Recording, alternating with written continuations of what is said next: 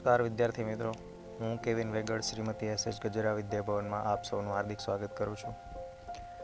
ધોરણ 10ની અંદર આજે આપણે ગણિત વિષયમાં સમાંતર શ્રેણી વિશેનો ચેપ્ટર ભણવા જઈ રહ્યા છીએ.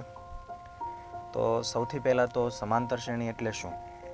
સમાંતર શ્રેણી કોને કહેવાય? કયા પ્રકારની શ્રેણી છે સમાંતર શ્રેણી બનાવશે? બરાબર.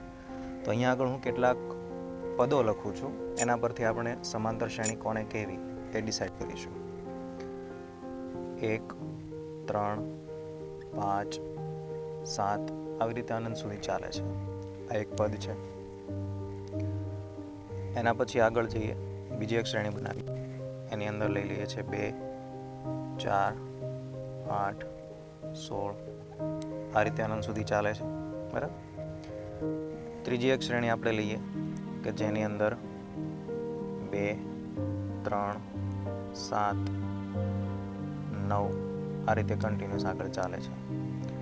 તો આ પ્રકારની જે શ્રેણી આપેલી છે, આ શ્રેણીની અંદર કઈ શ્રેણી છે સમાંતર શ્રેણી કહેવાશે અને કઈ શ્રેણીને આપણે સમાંતર શ્રેણી નહીં કહીએ. હવે અહીંયા આગળ તમે એક વસ્તુ નોટિસ કરશો કે અહીંયા આગળ જે મેં કોમાની સાથે જે અંકો લખેલા છે, જે સંખ્યાઓ લખેલી છે, એ દરેક સંખ્યાને આપણે શું કહીશું? પદ કહીશું. તો અહીંયા આગળ 1, 3, 5, 7 એ આપેલ શ્રેણીના પદ કહેવાશે. બરાબર. હવે આપણે અહીંયા આગળ જોઈએ કે પહેલા અને બીજા પદ, આ બંને પદ વચ્ચેનો તફાવત કેટલો છે? તો કે +2નો તફાવત છે. પહેલા પદની અંદર હું 2 ઉમેરું તો મને બીજું પદ મળી જાય છે. બીજા પદની અંદર હું કેટલા ઉમેરું તો મને ત્રીજું પદ મળે છે? તો કે +2 ઉમેરી દઈએ તો. ફરીથી અહીંયા આગળ ત્રીજા પદની અંદર કોઈ સંખ્યા ઉમેરવાથી મને ચોથું પદ મળી જાય છે, તો એ છે 2. તો આવી રીતે કોઈ સંખ્યા, જે અચળ સંખ્યા આપણે ઉમેરતા જઈએ, આગળના પદની અંદર અચળ સંખ્યા ઉમેરમાંથી એના પછીનું જો પદ આપણને મળી જતું હોય અને આવું કન્ટિન્યુઅસલી ચાલતું રહેતું હોય તો આ પ્રકારની શ્રેણી જે બનશે એ પ્રકારની શ્રેણી કેવી કહેવાશે?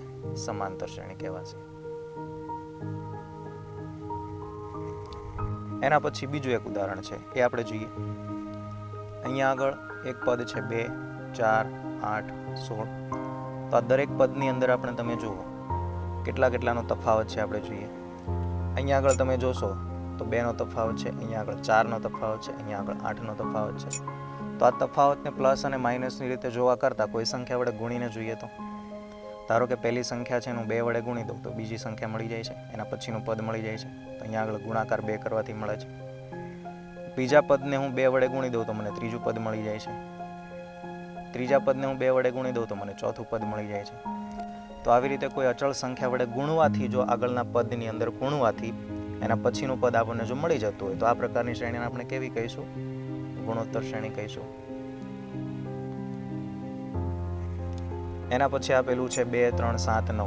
હવે આ શ્રેણીની અંદર આપણે તફાવત લઈએ કે કોઈ સંખ્યા વડે ગુણાકાર કરીએ તો આની અંદર કોઈ પણ પ્રકારનું આપણને સમાંતર શ્રેણી કે ગુણોત્તર શ્રેણીમાં મળતું નથી. તો આ પ્રકારની જે શ્રેણી છે એને કેવી કહેવાશે? સાદી શ્રેણી તરીકે ઓળખવામાં આવશે. બરાબર. એના પછી હજુ એક ઉદાહરણ છે આપણી પાસે, જે એની અંદર આપેલા છે પદ છે, એ છે પહેલું પદ છે 1, એના પછીનું પદ છે ફરીથી 1, પછી પાછું 2, 3, 5, 8, 13 આ રીતે આગળ કન્ટિન્યુઅસલી ચાલે છે. બરાબર. હવે આ પ્રકારની શ્રેણી છે એની અંદર કઈ રીતે આપણે પદો ગોઠવીએ, કઈ રીતે પદની આપણે ગણતરી કરીએ તો એના પછીનું પદ મળે છે. તો અહીંયા આગળ તમે જોશો તો પહેલા અને બીજા પદનો તમે સરવાળો કરો તો તમને ત્રીજું પદ મળી જાય છે. બરાબર. બીજા અને ત્રીજા પદનો સરવાળો કરો તો તમને ચોથું પદ મળી જાય છે. ત્રીજા અને ચોથા પદનો સરવાળો કરો તો તમને પાંચમું પદ મળી જાય છે. તો આવી રીતે પાછળના 2 પદોનો સરવાળો કરવાથી આપણને જે પદ નેક્સ્ટ પદ જો મળી જતું હોય તો આ પ્રકારની શ્રેણી છે એ શ્રેણીને આપણે કયા પ્રકારની ઓળખશું? ફિબોનાકી શ્રેણી.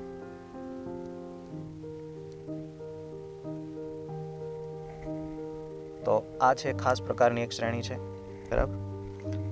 એક્ઝામ માટે પૂછાઈ શકે છે કે આ પ્રકારની શ્રેણી તમને પૂછી હોય કે શ્રેણી કયા પ્રકારની શ્રેણી છે તો તમે કહી શકો કે ફિબોનાકી શ્રેણી છે.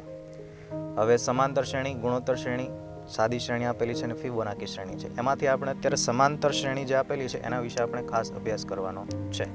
આ જે ચેપ્ટર આખું આપણને આપેલું છે કોના વિશે છે? સમાંતર શ્રેણી વિશે છે. સમાંતર શ્રેણીની અંદર સૌથી પહેલાં તો આપણે જોવું છે કે પદ વચ્ચે જે આપણે હમણાં જોયું કે તફાવત જે આપણે જોયો એને આપણે શું કહીશું? સામાન્ય તફાવત, કે જેને આપણે ડી તરીકે ઓળખીએ છીએ. તો સામાન્ય તફાવત કોને કહીશું? તો કે જે અચળ સંખ્યા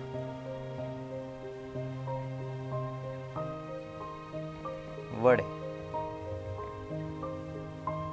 ઉમેરવાથી કે બાદ કરવાથી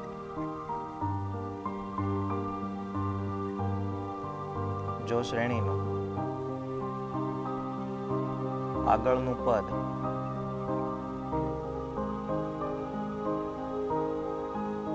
મળતું હોય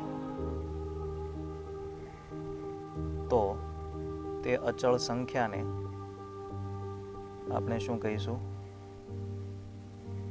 સામાન્ય તફાવત.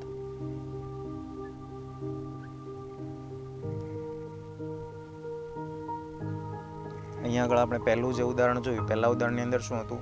એક શ્રેણી હતી, એની અંદર પદોની અંદર પહેલા પદની અંદર આપણે 2 ઉમેર્યા તો બીજું પદ મળી ગયું, બીજા પદની અંદર 2 ઉમેરવાથી ત્રીજું પદ મળી ગયું. આવી રીતે કોઈ અચળ સંખ્યા જે આપણે ઉમેરીએ છીએ એ અચળ સંખ્યા દરેક પદની અંદર સમાન રહેતી હોય તો એ પ્રકારની જે શ્રેણી છે એને સમાંતર શ્રેણી કહેવાય ને. એ જે અચળ સંખ્યા છે એ અચળ સંખ્યાને આપણે શું કહીશું? સામાન્ય તફાવત તરીકે ઓળખશું. બરાબર. હવે સામાન્ય તફાવત પછી એનું આપણે એક વ્યાપક સ્વરૂપ જોવાનું છે. સમાંતર શ્રેણીનું વ્યાપક સ્વરૂપ. તો સમાંતર શ્રેણીના વ્યાપક સ્વરૂપની અંદર સૌથી પહેલા તો આપણે એ અને ડી વિશે માહિતગાર થવું પડશે. તો અહીંયા આગળ જે આપણે શ્રેણી લખેલી છે એ શ્રેણીમાં સૌથી પહેલું જે પદ છે એને આપણે શું કહીશું? એ. તો પહેલું પદ છે એને એ તરીકે ઓળખવામાં આવે. પછી એની અંદર કોઈ સંખ્યા આપણે ઉમેરીએ છીએ, એ સંખ્યા કઈ છે? સામાન્ય તફાવત. તો એની અંદર ડી ઉમેરવાથી આપણને બીજું પદ મળે. એની અંદર ફરીથી ડી ઉમેરીએ એટલે 2D થઈ જશે. એની અંદર ડી ઉમેરવાથી આપણને આગળનું પદ મળતું જાય છે. તો આવી રીતે આપણને આગળના પદ મળતા જાય છે. જ્યાં આપણે વાત કરીએ તો એ છે એ શું છે? આપણું શ્રેણીનું પ્રથમ પદ છે. ડી છે એ આપણી શ્રેણીનો સામાન્ય તફાવત છે. હવે આ શ્રેણીનું પ્રથમ પદ છે એને આપણે A1 તરીકે જો ડિનોટ કરીએ તો એ આપણા માટે પ્રથમ પદ બની જશે. બીજું પદ જો આપણે જોઈતું હોય તો A2 કે જેને આપણે A પ્લસ ડી તરીકે ઓળખીએ છીએ એ આપણું શ્રેણીનું બીજું પદ બની જશે. A3 આપણે લઈએ, ત્રીજું પદ આપણે જોઈએ છે તો A પ્લસ 2D એ આપણા માટે શ્રેણીનું ત્રીજું પદ બની જશે. જો આવી રીતે આપણે અનંત સુધી ચાલીએ, nમું પદ આપણે જો કોઈ શ્રેણીનું શોધવું હોય તો nમું પદ શોધવા માટે આપણે શું કરીશું? A plus. હવે તમે અહીંયા આગળ એક વસ્તુ નોટિસ કરો. જો બીજું પદ આપણે શોધીએ છીએ તો ડીનો સહગુણક કેટલો છે? 1 છે. ત્રીજું પદ શોધીએ તો ડીનો સહગુણક 2 છે. તો જો nમું પદ આપણે શોધતા હોઈએ તો ડીનો સહગુણક કેટલો હોય? n-1. તો આ જે સૂત્ર છે એ આપણા શ્રેણીનું nમું પદ શોધવાનું સૂત્ર છે.